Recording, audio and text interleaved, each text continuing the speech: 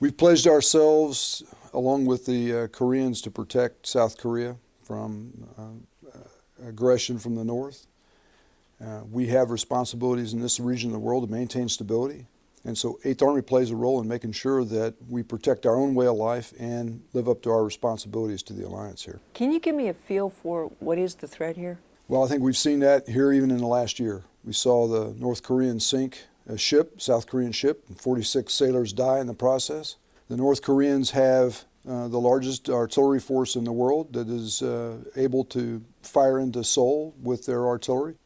And we know that they have nuclear weapons, and we know that they have missiles, and they've tested those nuclear weapons in the past, and they've tested those weapons, those missiles.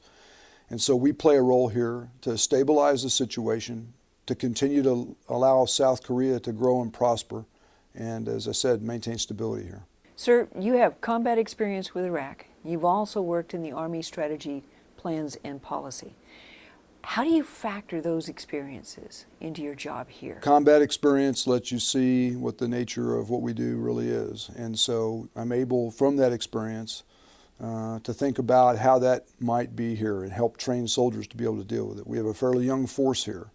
And so helping them understand what the challenges are going to be, helping prepare them for those challenges, that's my role as a commander. As a strategist, my role is to take a look at the big picture and to be able to understand how all the various elements of national power will come to play here and what role we'll have as a military, and therefore what role I'll have as an 8th Army commander. General Johnson, what is your top priority?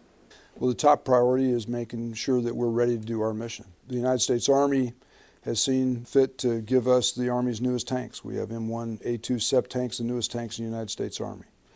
We have the latest and newest infantry carriers, fighting vehicles, the Bradley M2A3. We have the best attack helicopters. We have the best equipment in the United States Army here. We have some of the finest training facilities here. We have brand new ranges here for our soldiers to train on.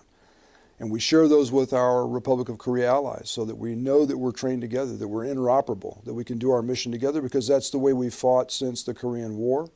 And that's the way we've prepared, and that's the way, if called on, we'll fight in the future. Why should Americans take notice of what happens here? The first thing they should know is that they should be exceptionally proud of their sons and daughters that are here serving, because they represent our country exceptionally well. They should also know that, that this is a cause that we're committed to. The South Koreans are great allies, and standing side by side with them, we're making a difference in this part of the world.